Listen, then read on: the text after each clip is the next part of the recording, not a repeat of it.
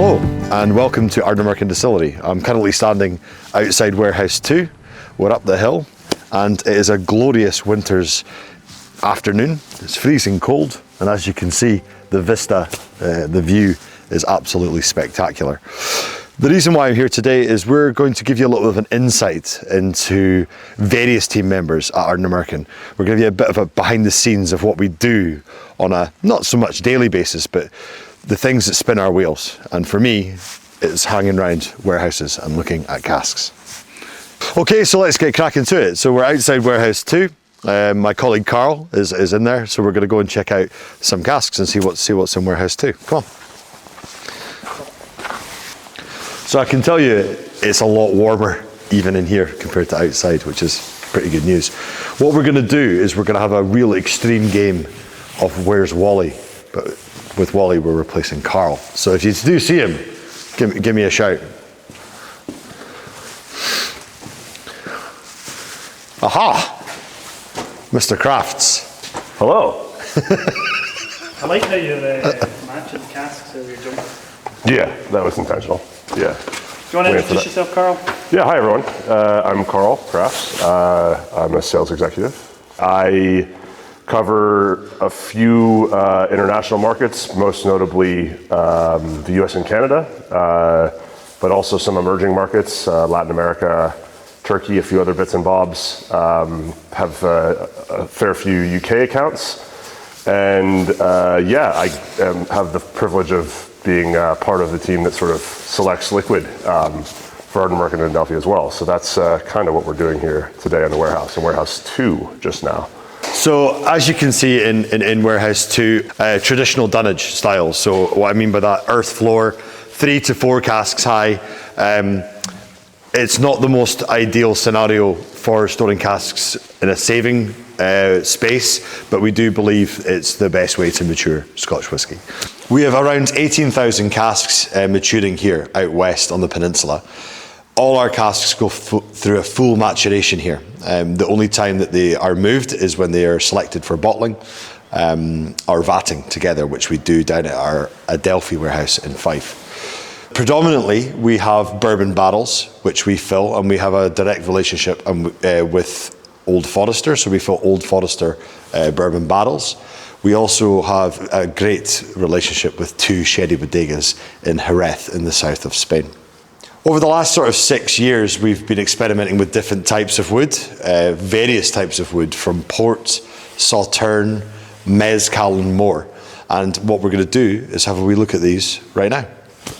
So about 60% of the casks that we fill is in an ex-bourbon barrel, an American standard barrel. So I think that'd be a really good place to start.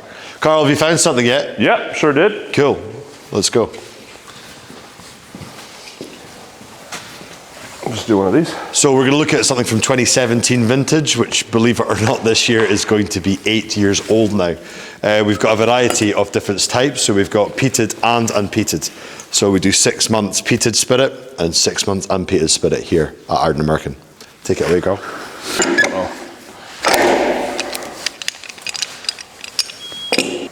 Give it just a gentle swirl. 2017 bourbon.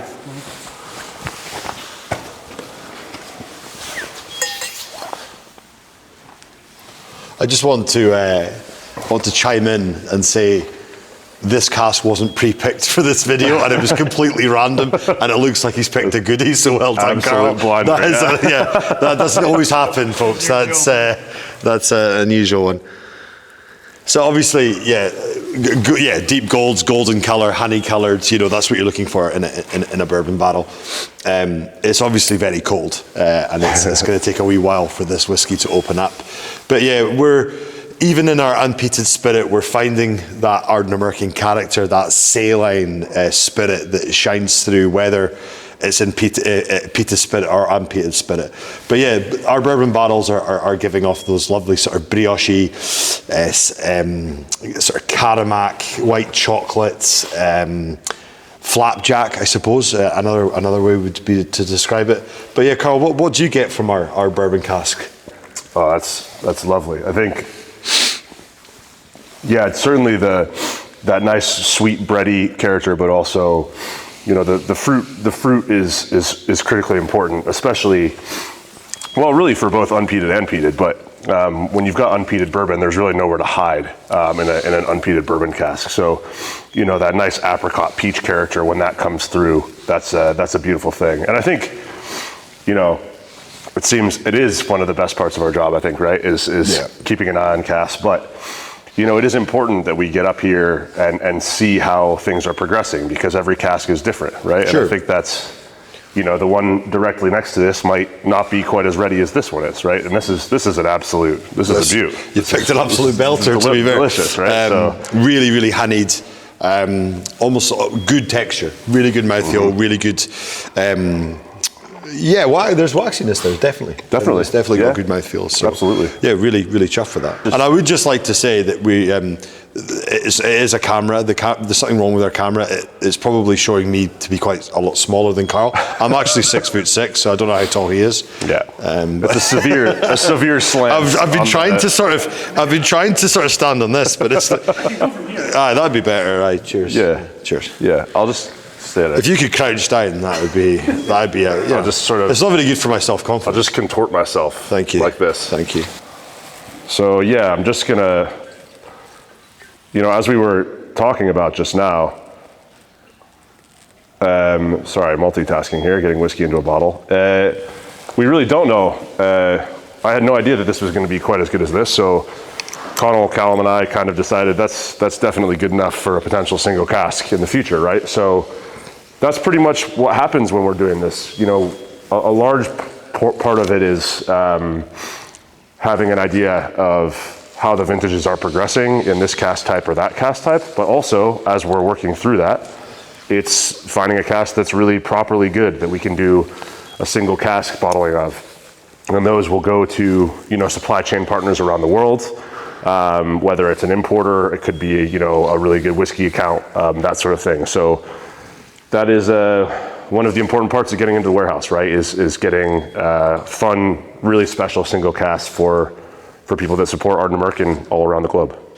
So yeah, Carl's just taken us through really quite an exceptional example of a bourbon barrel, and we're going to take a look at a sherry cask. Now, our sherry casks typically come in 3 sizes. So we have octaves, which are the really small sort of 55 litre fill. You'll typically yield around 70 bottles after maturation. This is a sherry hogshead, so this is 250 litres. And this is actually PX, or Pedro Jimenez, which is a grape, a type of sherry, known for its sort of sticky dessert style qualities.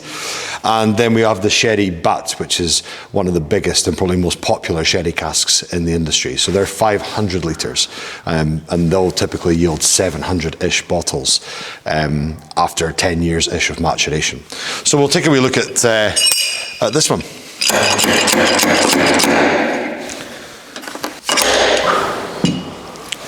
Thank you.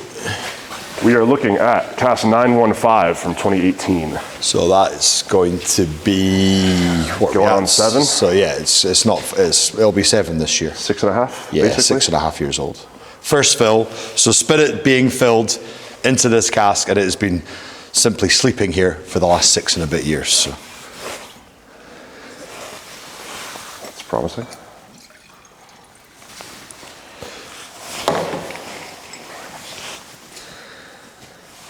Yeah, so it's doing its job, the cask. It's marrying wonderfully with the spirit, and I think that's something that we do talk about in the industry. But I think, when you're looking at maturation with wood and spirit, you're looking for a marriage together. You don't want the cask to overtake the spirit, and you don't want the spirit to overtake the cask. You want this harmony of maturation together. They're having a conversation for many years. You don't want anyone to be too shouty, is the way I like to describe maturation. So the casks are very important.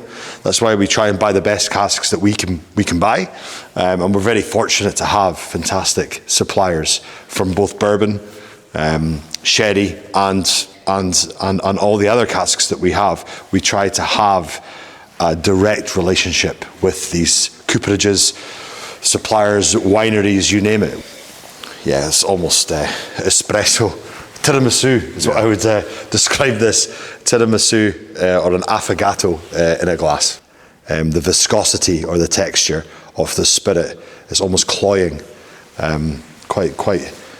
Quite luscious already for something that's just over that 6-year mark. This is, the color is really nice. This is definitely going the direction we would want.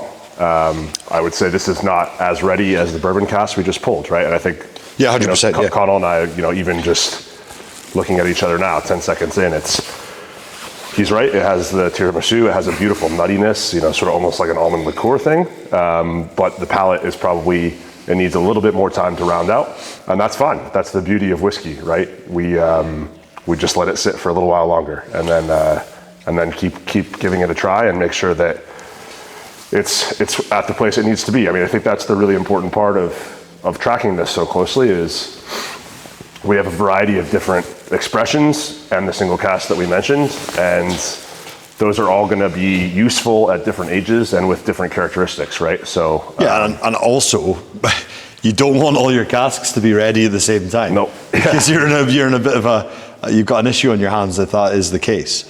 Each cask, whether it's filled on the same day, it's a sister cask. I mean, you're looking at this row here. You've got bourbon barrels from 2018, 30, 31, 32, 33, 34. We could open all of these casks, and each cask would have a different point to it.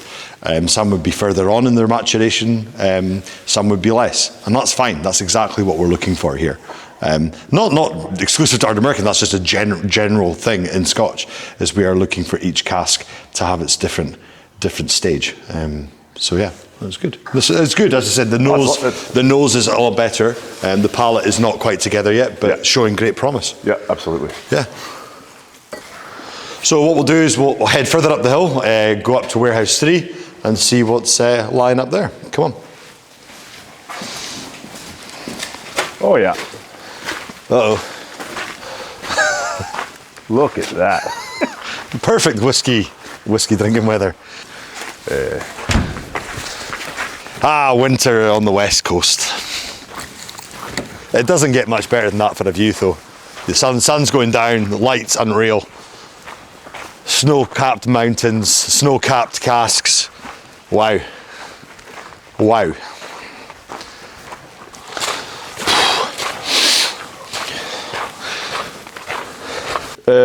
So to give you a good sense of scale, I guess juxtaposing the hogshead that Connal was in previously with what he mentioned as a sherry butt, your 500-liter butt. So this is 2 sherry butts on top of each other on the stow here. And as you can see, I'm 6'6" or just shy of 2 meters, and 2 butts is basically my height. So that's a pretty big chunk of wood with a bunch of whiskey in it. Again, going to the unpredictability of looking into casks, with a butt of this size at 500 liters, you typically expect the maturation process and thereby the color, because the color, for those that don't know, is coming from the interaction with the wood, right? The give and take of the wood and the liquid. You expect there to be, it to take longer for the color to be imparted because there's less surface area as compared to the amount of liquid in the cask. However, things sometimes are unusual, right? So this is a 2019 Pedro Jimenez sherry butt. Would have been reasonable to assume that this would not quite be there yet in terms of color. And however, that's where we're at, 5.5 years in a very large vessel. So it goes to show, again, the one underneath it could be several shades lighter. There's just no way of knowing. That's a beautiful active cask with PX influence. So that's really good news for us. And obviously we get a decent amount of liquid out of that bigger cask to eventually bottle. Yeah, another really cool cask, which we just haven't talked about because they were filled in the really fun year of 2020. What a year that was!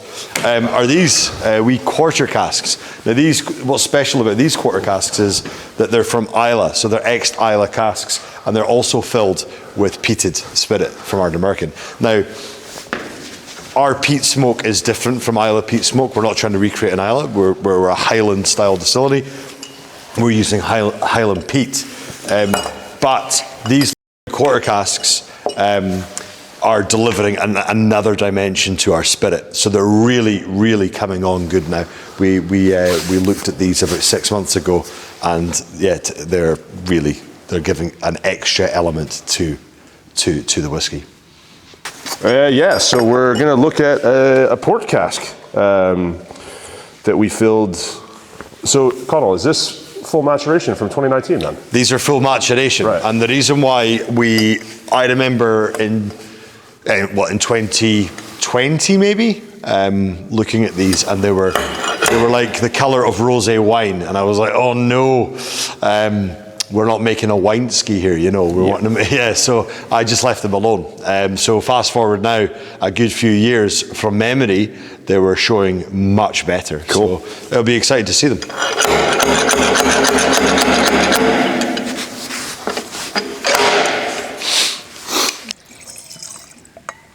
What are we saying? Oh, there you go. Look at that. Yes, it's still got that tinge, but it is quite a lovely colour. It's kind of an orangey. It's kind of an iron brew. It's kind of an iron brew colour. Hopefully it tastes different. Yeah, just really. Yeah, wow, that is quite. Wow.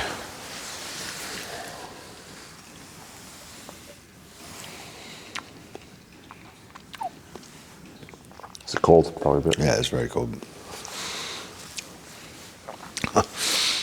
That's going to be a lot of fun to work with at some point. We'll probably give it another summer, and I think that in about 8 months' time, 9 months' time, is going to really be quite different.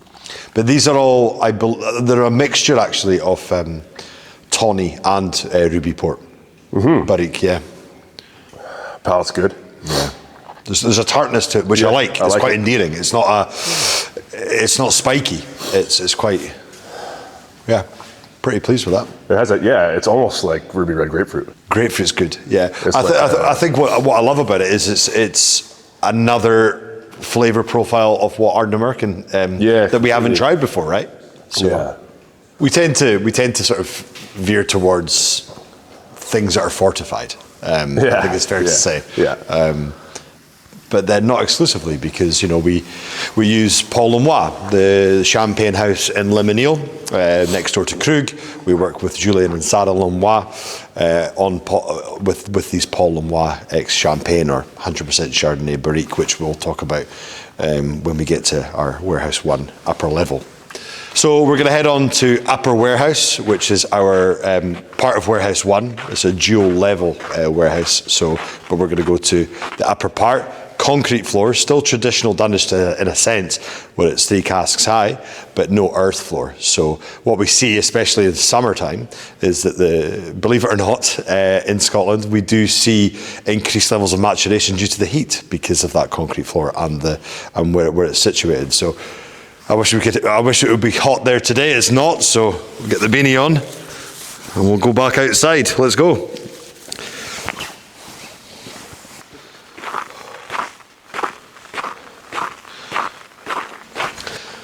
It's very quiet. All you can hear is the hum of the boiler, the biomass boiler, and you can hear the Glenmore River. And that's it. Bliss.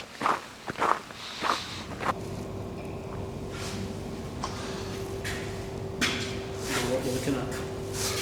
Yeah, so we're here in Warehouse 1 upper level, as I explained earlier. Increased maturation, so much more heat here in the summer. Not today, it's absolutely freezing, hence my hands are in my pockets. So these are our Paul Lemois Barriques. Now, we started dealing with Paul Lemois, I think in 2020 actually, was the first year. And we were introduced to Julien and Sarah, the owners. They named it Paul Lemois after their son, Paul. So they own a family, very small boutique champagne house in Limonil, next to Krug Salon, not too far from Dom Perignon. Great champagne growing area, and they use 100% Chardonnay mainly. And these barriques we get, for the last 4 years, we've got 10 to 12 barriques each year. Now that is not a lot of casks at all. They essentially do a single barrel program. So just like single cask whiskey, single barrel program in Champagne, which I honestly didn't even know existed until I started dealing with the lovely Julian and Sarah. So we get 10 to 12 casks. It is growing. So this year, actually, we're going to get just over double that. So the batch sizes of Paul Noir will increase. But essentially what that means is we will get around 3,000 bottles, give or take. Each year we release it late spring into early summer. What the style of whiskey it delivers is a really different take for us. It gives you that really dense, flavorful sort of almond croissant, very luscious, very viscous, full-bodied and bottled at natural cask strength. And yeah, as I said, these casks are sort of our gem, if you like, in this warehouse, and we're very proud to be working with the Lomois family. Usually what we do is usually all unpeated spirit, and what we do is we'll take that unpeated spirit that's been resting and aging in bourbon barrels between 6 and 8 years, I suppose, in bourbon casks, and then we will finish them a further year to 18 months, give or take, in Paul Noir barriques, and that just gives it that extra boost and different style of flavour and characteristic. So yeah, we're chuffed to bits with this release. It will be a yearly release as long as we can get the casks, and yeah, hopefully you've managed to snag yourself a bottle. So hopefully that gave you a little bit of an insight to what part of my job is here at Ardnamurchan Distillery. It's probably my favourite job, spending time here in the warehouses, along with blending, but very much a small part of my job. Obviously sales, marketing, travelling around the world, attending whiskey shows, etc., is all very much still part of what I do, and working with a wonderful team that we do have here at the distillery and in Fife. And yeah, it's no day is the same. Let's put it that way. Hopefully that's given you an insight to what our warehouses are like, and hopefully it gives you an appetite to come out west, to make the pilgrimage to the peninsula. It's pretty cold today. Maybe not advise it the current roads, but in summer, spring, autumn, it's a wonderful place to visit. Not only just to see us here at the distillery, but the actual peninsula itself. It really is something quite special. So yeah, hope you enjoyed it. Cheers.